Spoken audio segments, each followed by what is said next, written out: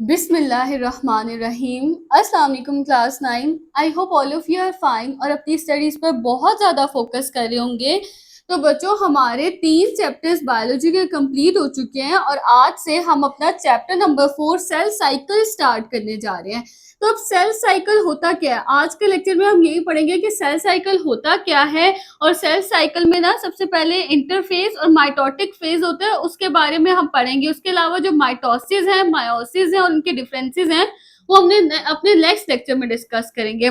तो जो cell cycle है ना, वो क्या होता है, वो एक सीरीज ऑफ इवेंट्स होता है, यानी एक ऐसा sequence, step by step.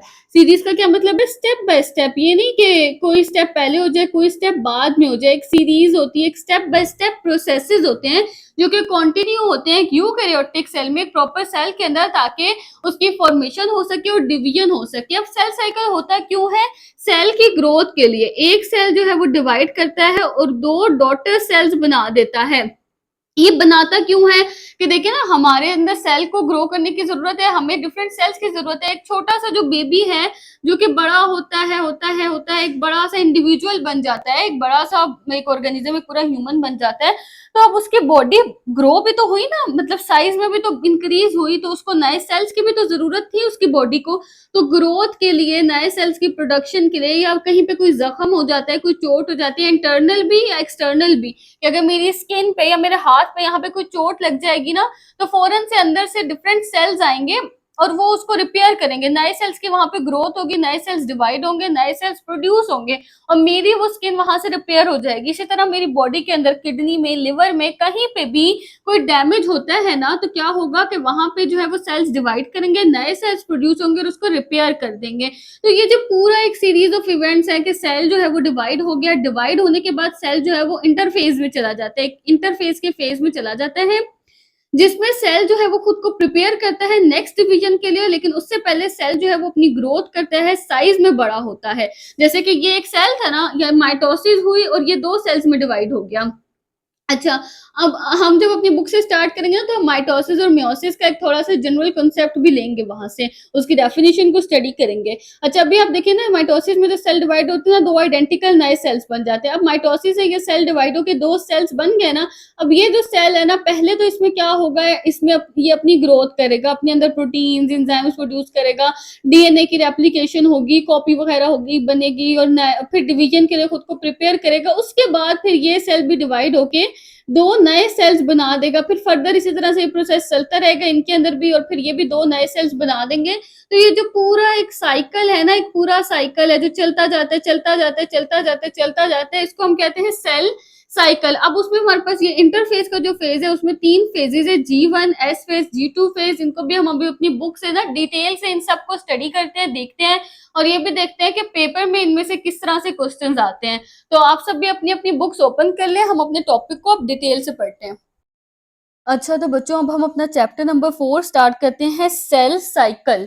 Cell cycle जो है ना, वो क्या होता है, वो एक ऐसा कंप्लीट प्रोसेस होता है जिसमें सेल जो है वो ग्रो करता है, सेल डिवाइड करता है, अपने डीएनए की कॉपीज बनाता है और नए सेल्स में ये क्या हो जाता है, डिवाइड हो जाता है। अच्छा, यहाँ पे वो कह रहे हैं कि सेल जो है वो एक रेगुलर सीरीज ऑफ इवेंट्स को फॉलो करता है। सीरीज ऑफ इवेंट्स क्यों कहा गया, क्योंकि एक पूरी चेन होती है, एक पूरी सीरीज होती है, कोई अचानक से सेल डिवाइड नहीं हो जाता, बल्कि पहले उसके अंदर प्रिपरेशन होती है, फिर सेल डिवाइड होते हैं, डिवीजन का भी एक पूरा प्रोसेस होता है, ये पूरी चेन होती है। इसलिए यहाँ पे सीरीज ऑफ इवेंट्स का वर्ड यूज हुआ है और उसको हम क्या कहते हैं, उसको हम कहते हैं सेल साइकिल।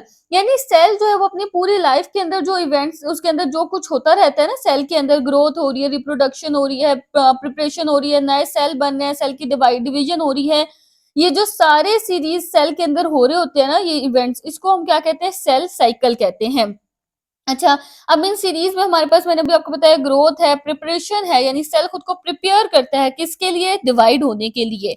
अब इस प्रोसेस को, ये जो सेल डिवीजन का प्रोसेस है, इसके 2 टाइप्स है, यानी ये 2 तरीकों से होता है। एक होता है हमारे पास माइटोसिस और दूसरा तरीका हमारे पास क्या होता है, वो होता है मायोसिस। अच्छा, अब माइटोसिस क्या होता है, माइटोसिस वो प्रोसेस है जिसमें एक सेल जो है वो डिवाइड होते हैं और अपनी बिल्कुल आइडेंटिकल, आइडेंटिकल क्या होते हैं, एग्जैक्टली सेम, यानी बिल्कुल एक जैसी, एक नुक्ते का भी फर्क नहीं होता।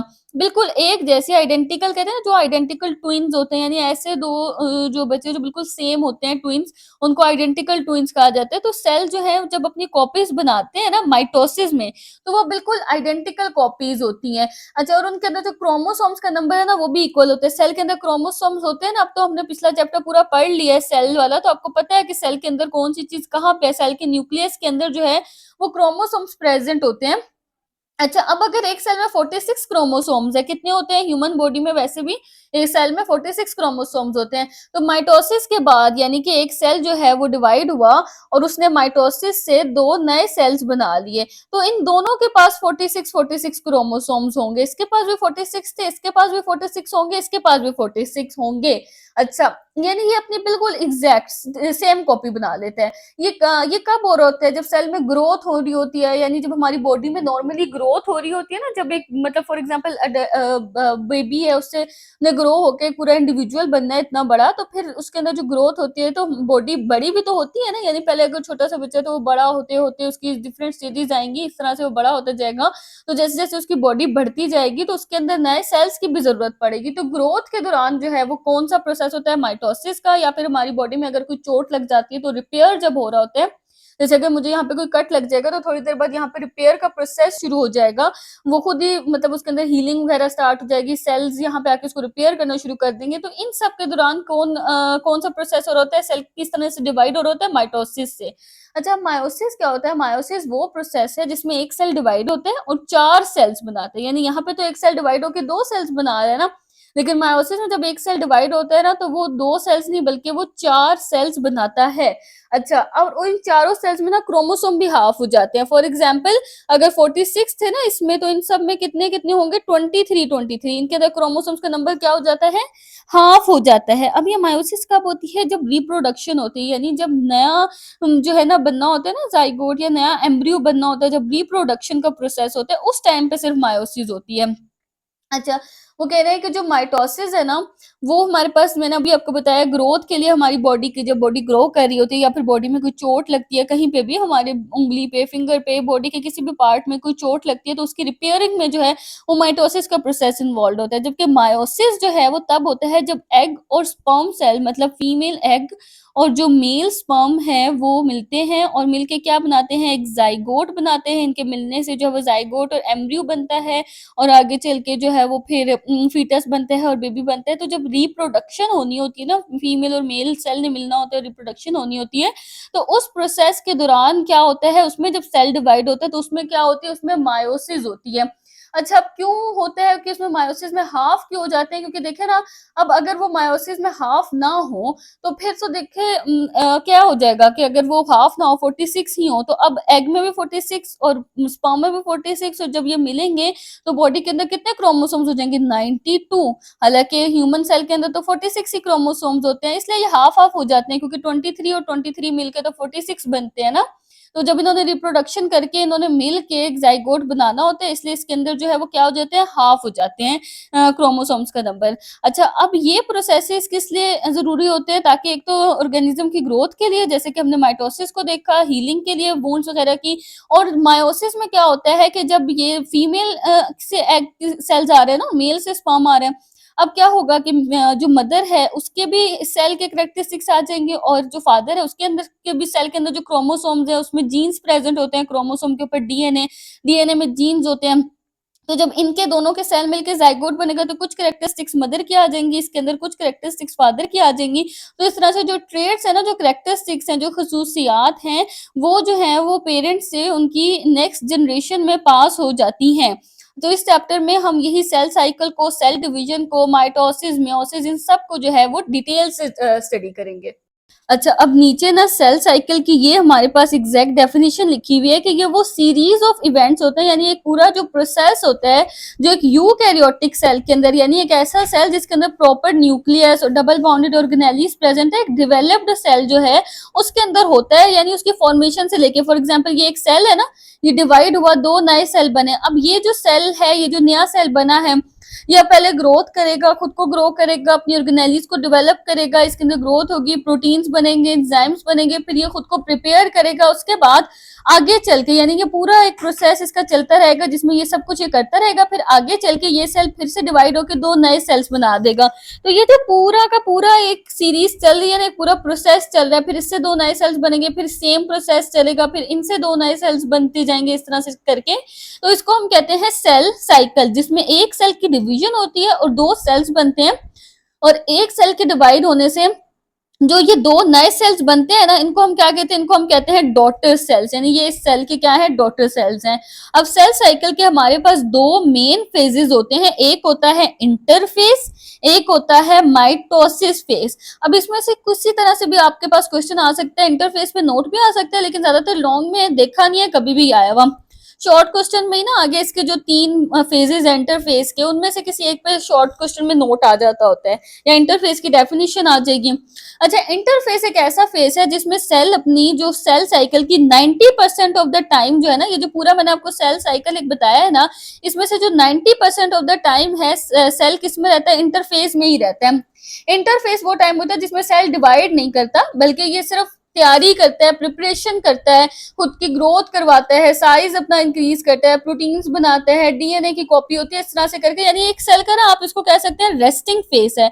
इस टाइम पे सेल जो है वो रेस्ट में होता है और खुद को प्रिपेयर कर रहा होता है डिवीजन के लिए और अपनी ग्रोथ कर रहा होता है। अब इंटरफेस के दौरान सेल अपने सारे फंक्शंस को, जो उसकी सेल के अंदर के लाइफ फंक्शंस है ना, प्रोटीन्स बनाना, एंजाइम्स बनाना, जो भी सेल के सारे फंक्शंस हैं, उनको अपनी स्पेशलिटी, अपनी खसूसियत के अकॉर्डिंग जो है वो क्या करता रहता है, परफॉर्म करता रहता है। और आगे अपनी नेक्स्ट डिवीजन के लिए, यानी जो एक सेल से आगे नए सेल्स बनने हैं, उसने जो खुद को डिवाइड करना है, उसके लिए भी प्रिपरेशन करता है। तो जो पूरा फेज है ये ग्रोथ का, प्रिपरेशन का, इन सब चीजों का फेज है। अब इंटरफेस के अंदर ना हमारे पास जो है वो फर्दर तीन और फेजेस प्रेजेंट हैं। कौन कौन से, एक है G1 फेज, एक है S फेज, एक है G2 फेज। सबसे पहले हमने देखा सेल साइकिल की टाइप्स को, जिसमें माइटोसिस और मियोसिस का हमने देखा, आगे हम उनकी डिटेल्स भी पढ़ेंगे। अब हमने देखा कि जो सेल का एक साइकिल है ना, उसमें दो हमारे पास जो है ना वो फेजेस होते हैं, दो फेजेस होते हैं, एक इंटरफेस और एक हो गया हमारे पास माइटोटिक फेज। माइटोटिक फेज हम आगे पढ़ेंगे, इंटरफेस को भी हम डिटेल से डिस्कस करें। अब हमने देखा कि इंटरफेस की भी आगे से तीन और टाइप्स हैं। एक है G1 फेज, टाइप नहीं मतलब फेजेस हैं, अच्छा मरहले हैं। एक है G1 फेज, एक है S फेज और एक है G2 फेज। अब G1 phase, first gap phase, ये होता क्या है, ये ना फेज तभी शुरू हो जाता है जब सेल की माइटोसिस खत्म होती है। यानी ये सेल है ना, इसके अंदर माइटोसिस हुई, दो नए सेल्स बन रहे हैं ना। अब माइटोसिस खत्म होकर जैसे ही ये सेल बन गया, यानी फौरन से जैसे ये सेल बनता गया ना, माइटोसिस खत्म हुई, ये सेल बनता गया, उसी वक्त G1 फेज में ये चला गया। समझ आ रही है आपको इस बात की, जैसे ही ये सेल बना ये G1 फेज में चला गया। इसको हम ग्रोथ फेज कहते हैं। अब इस फेज में सेल क्या करेगा, सेल अपनी ग्रोथ करेगा, खुद को अपने साइज को इंक्रीज करेगा, साइज में ग्रोथ करेगा, यानी अपने अंदर ऑर्गेनेलिज को, प्रोटीन्स वगैरह को बनाएगा। तो अपनी ग्रोथ फेज में चला गया फौरन से। अब इस फेज में सेल क्या करता है, प्रोटीन्स बनाता है, अपनी ऑर्गेनेलिज, जो सेल के अंदर ऑर्गेनेलिज हमने काफी सारी स्टडी की है पिछले चैप्टर में, mitochondria, Golgi apparatus, endoplasmic reticulum, इन सारी ऑर्गेनेलिज की डेवलपमेंट करते हैं। उसके अलावा साइज में भी ग्रोथ होती है, सेल की साइज भी इंक्रीज करते हैं। और फिर सेल क्या करता है, सेल जो है वो ऐसे एंजाइम्स बनाता है, ऐसे एंजाइम्स बनाता है जो कि अगले स्टेप, जो कि एस फेज है ना, उसमें डीएनए में कॉपी होना होता है, डीएनए की रेप्लिकेशन होनी होती है। रेप्लिकेशन क्या होता है, कॉपी होना, यानी एक चीज जो है वो कॉपी हो जाए, डुप्लीकेट हो जाए और अपनी कॉपी बना दे। तो डीएनए ने ना कॉपी होना होता है, और उसके लिए डीएनए को क्या चाहिए होते हैं, कुछ एंजाइम्स चाहिए होते हैं। और वो एंजाइम्स कौन बनाते हैं, सेल ही बनाता है, लेकिन G1 फेज में वो एंजाइम्स बन जाते हैं ताकि एस फेज में सेल जो है वो डीएनए की रेप्लिकेशन कर सके। यानी एक स्टूडेंट जब एग्जाम देने जा रहे हैं, समझे एस फेज उसका एग्जाम है, तो एग्जाम तो देने जा रहा है, उससे पहले वो अपनी स्टेशनरी को रेडी करते हैं ना। तो G1 फेज में वो अपनी स्टेशनरी को, पेन पेंसिल वगैरह को क्या कर रहे हैं, रेडी कर रहा है, यानी अपनी एंजाइम्स को रेडी कर रहे हैं। अच्छा, अब एस फेज क्या होता है, एस फेज जो ना ऐसा फेज होता है जिसमें सेल जो है वो अपने डीएनए को क्या करता है, रेप्लिकेट करता है, अपनी डीएनए की कॉपी बना देता है, डीएनए को डुप्लीकेट कर देता है। और डीएनए के साथ साथ जो है उसके अंदर जो क्रोमोसोम्स प्रेजेंट होते हैं ना, वो भी डुप्लीकेट हो जाते हैं। यानी उनकी भी कॉपी बन जाती है। अब हर क्रोमोसोम जो है ना उसके अंदर 2 सिस्टर क्रोमैटिड्स होती हैं। इसका क्या मतलब होता है कि यानी कि ये हमारे पास क्रोमोसोम का स्ट्रक्चर होता है ना कुछ इस तरह से, तो ये जो 2 है ना, एक ये और एक ये दोनों जो है वो सिस्टर क्रोमैटिड्स हैं। यानी एक क्रोमैटिड ये है और दूसरी क्रोमैटिड ये है, तो एक ही क्रोमोसोम के अंदर जो 2 क्रोमैटिड्स प्रेजेंट होती है उनको हम क्या कहते हैं, सिस्टर क्रोमैटिड्स कहते हैं। अच्छा, लेकिन इस डुप्लीकेशन के दौरान क्रोमोसोम्स का जो नंबर है ना वो सेम ही रहता है, क्रोमोसोम्स का नंबर जो है वो चेंज नहीं हो जाता। यानी इसका बात का क्या मतलब है कि हर क्रोमोसोम जो है ना वो अपनी एग्जैक्ट कॉपी बना देता है, लेकिन ये दोनों कॉपीज जो क्रोमोसोम का ये सेंट्रोमियर है ना, सेंटर है, इसके साथ ही चिपकी रहती है। दोनों कॉपीज को हम सिस्टर क्रोमैटिड्स कहते हैं ना, ये दोनों जो है ये जो क्रोमोसोम की कॉपीज है ये इसके साथ ही चिपकी रहेंगी। तो ये नहीं है कि ये अलग अलग बन जाएंगी तो क्रोमोसोम का नंबर जो है वो 46 से 92 हो जाएगा। क्रोमोसोम का नंबर अगर 46 है तो 46 ही रहेगा। आप इसकी एग्जाम्पल ना ऐसे समझ ले, जैसे आपके पास 10 बुक्स हैं, हर बुक की आपने एक फोटो कॉपी बना दी, सही है, और दोनों कॉपीज को क्लिप से आपस में बाइंड कर दी। यानी मेरे पास 10 बुक्स थी, मैंने हर एक बुक की जो है वो एक एक क्या बना दी, कॉपी बना दी, और फिर उस कॉपी को मैंने जिस बुक की कॉपी बनाई है ना उसके साथ अटैच कर दिया क्लिप के साथ, तो रही तो अब भी मेरे पास 10 ही बुक्स ना, 20 बुक्स तो नहीं ना होगी मैं, क्योंकि मैंने दोनों की कॉपीज को एक दूसरे के साथ क्या कर दिया, बाइंड कर दिया ना। जैसे मेरे पास ये एक पेन है, मैंने इसकी कॉपी बना दी, ये दूसरा पेन भी आ गया, लेकिन मैं अगर इन दोनों को चिपका दूं एक दूसरे के साथ और मैं इसी तरह से इनको एज ए एक पेन ही यूज करूं, तो मैं फिर यही कहूंगी कि मेरे पास एक ही पेन है। सही है, यहाँ से अगर आपको इजी समझ आ रहा हो तो आपके पास फिर उसके बाद 10 बंडल ऑफ बुक्स ही रहेंगे, क्योंकि हर बंडल के अंदर दो दो कॉपीज तो प्रेजेंट है, लेकिन आपकी वो 20 बुक्स नहीं काउंट होंगी। तो क्रोमोसोम भी इस तरह से 2 सिस्टर क्रोमैटिड्स बना देते हैं और वो एक ही सेंट्रोमियर के साथ अटैच रहते हैं। ये जो उनका सेंटर वाला पोर्शन होता है ना उसको सेंट्रोमियर कहते हैं। तो डुप्लीकेट तो हो गए, उसने 2 सिस्टर क्रोमैटिड्स तो बना दिए, लेकिन टोटल नंबर ऑफ क्रोमोसोम जो है वो इस तरह से क्या रहता है, सेम ही रहता है। नेक्स्ट हमारे पास जो है लास्ट फेज वो क्या है, वो है G2 फेज। इसको कहते हैं सेकेंड गैप फेज। इस फेज में क्या होता है, सेल जो है वो ग्रो करता है, सेल जो है वो उसकी ग्रोथ कंटिन्यू रहती है, जारी रहती है, जो कि G1 फेज में शुरू हो गई थी। G2 फेज में भी सेल की ग्रोथ जो है वो जारी रहती है। अच्छा, अब ये प्रोटीन्स को प्रोड्यूस करते हैं सेल डिवीजन के लिए, क्योंकि अब आगे चल के तो सेल ने डिवाइड करना है ना। G2 फेज लास्ट फेज है हमारे पास इंटरफेज का, इसके बाद तो सेल ने डिवाइड ही करना है। तो सेल जो है ना फिर अपने आप को ना तैयार करता है, प्रिपेयर करता है, प्रोटीन्स को तैयार करता है जो डिवीजन के लिए जरूरी होते हैं, उन सब चीजों को फाइनल अपनी ना प्रिपरेशन जो आखिरी जो चेकिंग नहीं होती वो करता है अपनी। जैसे आप पेपर लिखने के बाद एंड पे एक रीचेकिंग कर रहे होते हैं ना कि कहीं पे कोई मिस्टेक तो नहीं होगी, या कहीं पे मैंने मुझसे कोई क्वेश्चन छूट तो नहीं गया, या किसी क्वेश्चन में मैंने गलती से कुछ गलत तो नहीं लिख दिया, इस तरह करके। तो सेल भी G2 फेज में ना अपने आप को चेक करते हैं। सेल चेक करते हैं कि जब डीएनए की रेप्लिकेशन हो रही थी, यानी डीएनए कॉपी बना रहा था, कि क्या डीएनए के अंदर कोई डैमेज तो नहीं आ गया, और अगर वो डैमेज आ गया है तो उसको किस तरह से रिपेयर करना है, फिर उस डैमेज को रिपेयर करता है, जोड़ता है, ठीक करता है। उसके अलावा सेल जो है वो माइटोसिस के लिए अपने कंटेंट्स को, यानी आगे चल के जब माइटोसिस होनी है सेल की, तो उसके अंदर जो भी सेल के अंदर चीजें है ना उनको क्या करते हैं, उनको जो है वो चेक करते हैं, अपने कंटेंट्स को, अपने अंदर जो चीजें उनको क्या करता है, चेक करता है, फाइनलाइज करता है। अब आप देखें G1 फेज में क्या हुआ। G1 फेज में सेल ने अपनी ग्रोथ की, सही है, अपनी ऑर्गेनेलिस की ग्रोथ की, प्रोटीन्स बनाए और इंजाइम्स बनाए एस फेज के लिए।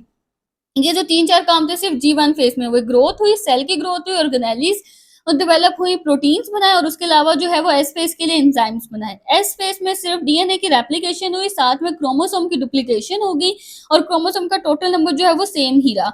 और G2 फेज में सेल ने जो है वो एक तो अपनी ग्रोथ तो साथ साथ कंटिन्यू रहेगी ना, जैसे G1 फेज में ग्रोथ स्टार्ट हो गई थी वो कंटिन्यू हुई है, इसमें भी सेल ग्रो तो कर ही रहे, लेकिन साथ साथ अगला जो स्टेप आने वाला है सेल डिवीजन का, उसके लिए भी खुद को तैयार कर रहा है, चेक कर रहा है कि उसके अंदर कोई डैमेज तो नहीं है और कोई रिपेयर की तो कहीं पे जरूरत नहीं है, और उसके अलावा माइटोसिस के लिए, सेल को डिवाइड होने के लिए जिन जिन कंटेंट्स की, जिन जिन चीजों की जरूरत है उनको अपने अंदर जो वो ऑर्गेनाइज करके रख रहा है। अच्छा, अब ये जो सेल साइकिल की ना ये एक बड़ी अच्छी डायग्राम बनी हुई है, अगर आप लोग चाहें तो इसकी प्रैक्टिस भी कर सकते हैं, कि अगर पेपर में इंटरफेस पे कोई नोट आ जाए तो आप उसके साथ ये डायग्राम बनाएंगे तो बहुत ज़्यादा अच्छा इंप्रेशन पड़ेगा। कोशिश क्या करें, इस तरह की ये जो डायग्राम्स होती है ना इनको एक दफ़ा देखा करें, इनकी प्रैक्टिस किया करें, इससे आपका कॉन्सेप्ट बड़ा अच्छा क्लियर हो जाता है। अच्छा, अब ये देखें, ये जो एम फेज है ना, एम फेज वैसे तो ये एंड पे आता है, लेकिन मैं आपको यहाँ से बताती हूँ कि देखिए एम फेज में एक सेल था ना, ये डिवाइड होके 2 नए सेल्स बन गए। जैसे ही एम फेज एंड हुआ, एम फेज क्या होता है, माइटोटिक फेज, यानी जिसमें सेल डिवाइड होते हैं और एक सेल से 2 सेल्स बनते हैं। तो कौन सा फेज शुरू हो गया, G1 फेज, जो कि इंटरफेज का हमारा पहला फेज है, इंटरफेज का। अब इस G1 फेज में क्या होता है, प्रोटीन्स बनती है, ऑर्गेनेलिस बनती है, सेल अपने साइज में ग्रोथ करते हैं, इसको ग्रोथ फेज कहते हैं। और एंजाइम्स वगैरह प्रोड्यूस करता है। तो अब देखें ये जो सेल था इसने ये जो है ये अपने अंदर अब क्या कर रहा है, ग्रोथ कर रहा है इस टाइम पे। अब इसके बाद क्या आ जाएगा, एस फेस। एस फेस में क्या होता है, हमारे पास डीएनए की और क्रोमोसोम्स की जो है वो डुप्लीकेशन होती है और डीएनए की रेप्लिकेशन होती है। तो अब ये देखिए मैंने आपको यहाँ पे बताया था ना कि डुप्लीकेट तो हो जाता है लेकिन बाइंड ये उसी सेंट्रोमियर के साथ रहता है। तो ये जो है वो इसका ये मतलब नहीं है कि क्रोमोसोम 2 हो जाते हैं, क्रोमोसोम का नंबर 1 ही रहता है। तो अब देखें इसके अंदर ये जो G1 फेज का सेल था एक क्रोमेटिड है, यानी कि सेंट्रोमियर के साथ सिर्फ एक क्रोमेटिड अटैच है। तो अब इसका यहाँ पे क्या बन गया, सिस्टर क्रोमेटिड्स, ये 2 क्रोमेटिड्स बन गए हैं। तो क्रोमोसोम की क्या हो गया, इसके अंदर क्या हो गया, डुप्लीकेशन हो गई, एक क्रोमेटिड से 2 क्रोमेटिड्स बन गए। लेकिन नंबर ऑफ क्रोमोसोम 1 ही रहा, यहाँ पे भी नंबर ऑफ क्रोमोसोम 1 था, यहाँ पे भी नंबर ऑफ क्रोमोसोम जो है वो क्या है, वो 1 ही है। यानी कि अगर इस सेल में 46 है तो इस सेल में भी 46 ही रहेंगे नंबर ऑफ क्रोमोसोम्स, क्योंकि वो क्रोमेटिड जो है उसी सेंट्रोमेयर के साथ ही बाइंड किया हुआ है। एस फेज में हमारे पास डुप्लीकेशन होगी। नेक्स्ट हमारे पास जो है वो क्या है, वो G2 फेज है जिसमें और ज्यादा तेजी से रैपिड ग्रोथ होती है, ग्रोथ हमारी जो कंटिन्यू रहती है। और उसके अलावा जो है डिवीजन, क्योंकि इसके बाद अगला फेज डिवीजन का है ना, जिसमें माइटोसिस होनी है और सेल ने डिवाइड करना है।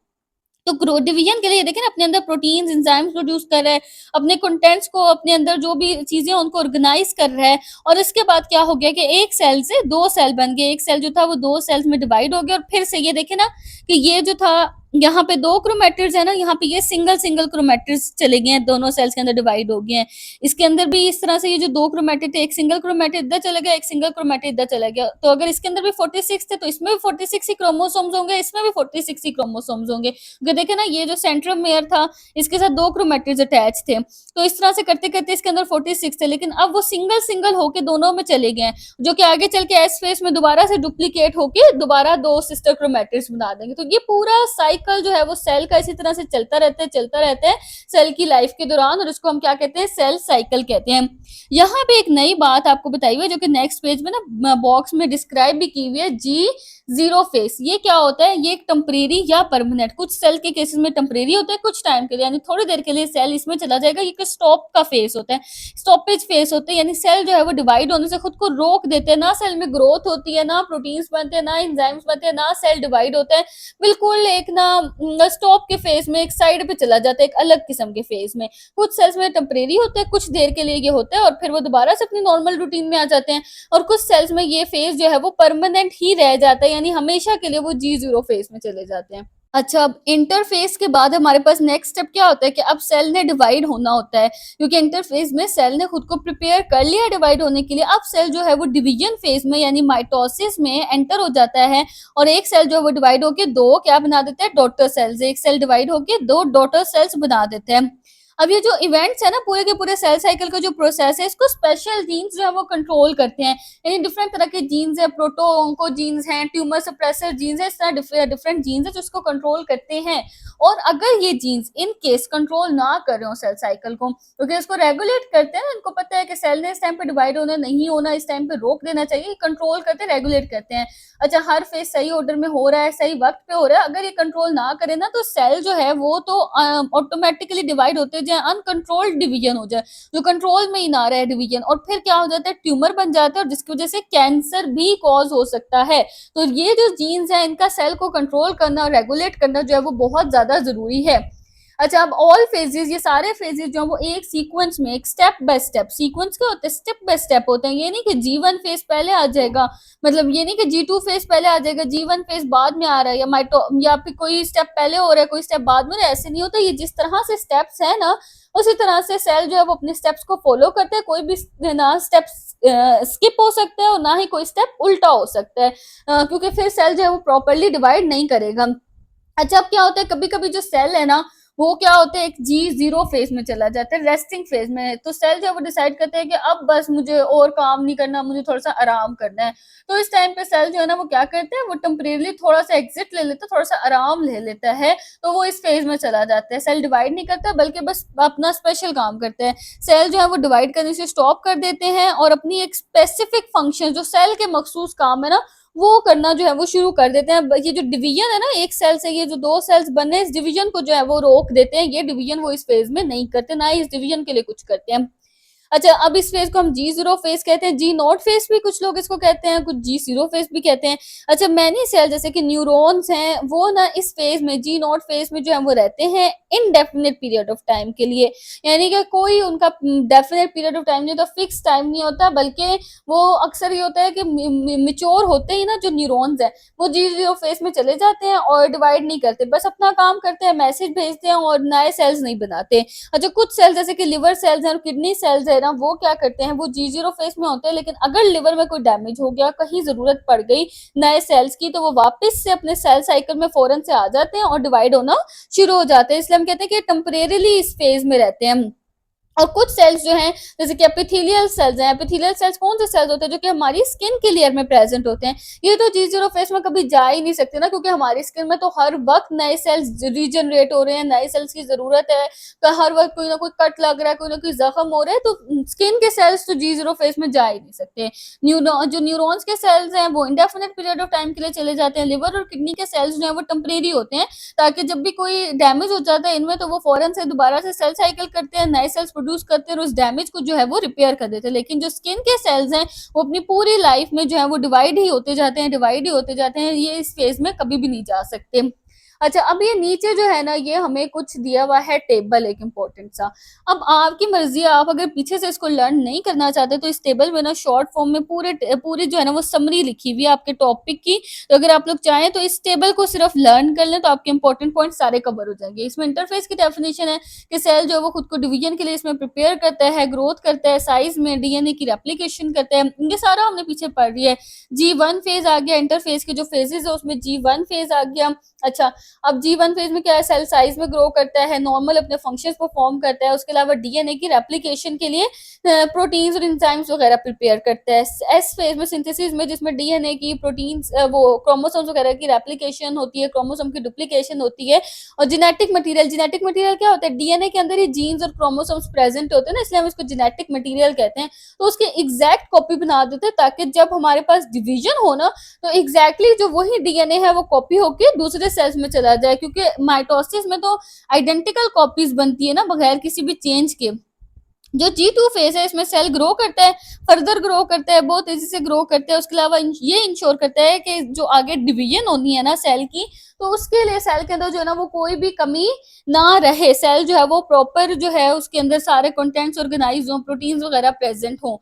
अच्छा, G0 फेज हमने अभी देख लिया कि सेल जो अपनी साइकिल से एग्जिट कर जाता है, हट जाता है, डिवाइड करने से छोड़ देता है, और जो है वो अपने स्पेशल फंक्शंस जो है वो बस परफॉर्म करता है। सेल अपने स्पेशलाइज्ड फंक्शंस परफॉर्म करता है, इस बात का मतलब क्या है, हमने ऊपर भी पढ़ा कि सेल जो है वो G0 फेज में स्पेशलाइज्ड फंक्शंस करता है, यानी डिवाइड तो नहीं करता ना, एक सेल जो है वो दूसरे सेल्स नहीं बना रहा, डिवीजन से उसने खुद को रोक दिया है, लेकिन एक सेल का जो एक मखसूस काम है, जैसे नर्व सेल्स का एक काम है स्पेशल, जो हमने पीछे सेल स्पेशलाइजेशन में पढ़ा पिछले चैप्टर में, तो एक स्पेशलाइज्ड जो मखसूस काम होते हैं, जैसे नर्व सेल जो वो नर्व इम्पल्सेस भेजना उसका काम है, तो अपने स्पेशलाइज्ड फंक्शन थोड़ी छोड़ देगा कि अगर नर्व सेल जो वो G0 में चला गया है, रेस्टिंग में चला गया, तो वो बोलेगा कि मैं नर्व इम्पल्सेस भी नहीं भेजूंगा, तो ऐसे तो हमारी बॉडी का सिस्टम ही रुक जाएगा ना। वो डिवाइड तो नहीं कर रहा जी, मतलब कि सेल साइकिल से वो साइड पे हट गया, साइकिल अपना परफॉर्म नहीं कर रहा, लेकिन अपना जो काम था वो जरूर करेगा। मसल सेल जैसे कि कॉन्ट्रैक्ट और रिलैक्स करवाते हैं, लिवर सेल्स में डिटॉक्सिफिकेशन, ग्लाइकोजन की स्टोरेज, ये जो सारे उनके स्पेशल फंक्शंस है ना, उनको वो साथ साथ परफॉर्म करते रहेंगे, सिर्फ डिवीजन नहीं करेंगे। अच्छा, अब ये हमारे पास जो यूकेरियोटिक सेल के फेजेस थे उसमें से इंटरफेज तो हमने देख लिया, उसके चार ये जो सारे फेजेस थे उसके तीनों वो भी देख लिए, G0 को भी देख लिया। अब हमारे पास एम फेज आ जाता है, जिसमें सेल जो है वो इक्वली दो नए आइडेंटिकल सेल्स बना देते हैं, एक सेल से दो नए आइडेंटिकल सेल्स बनते हैं, जिसमें इस सेल के अंदर जो भी मटेरियल है इक्वली दोनों सेल्स के अंदर जो है वो डिवाइड हो जाता है। तो ये था हमारा आज का लेक्चर। आई होप आपके कॉन्सेप्ट्स क्लियर हो गए होंगे। इससे नेक्स्ट लेक्चर में हम अपने माइटोसिस को और फिर मायोसिस को और फिर इनके डिफरेंस को ना इसी तरह से डिटेल में पढ़ेंगे। अगर किसी को कहीं से भी कोई कंफ्यूजन हो तो वो मुझसे कमेंट्स में पूछ सकता है, मैं उसको जरूर समझाऊंगी। और अगर आपको लेक्चर पसंद आया हो तो वीडियो को लाइक करें, चैनल को सब्सक्राइब करें, ताकि आपको अगले लेक्चर की अपडेट साथ साथ मिलती रहे।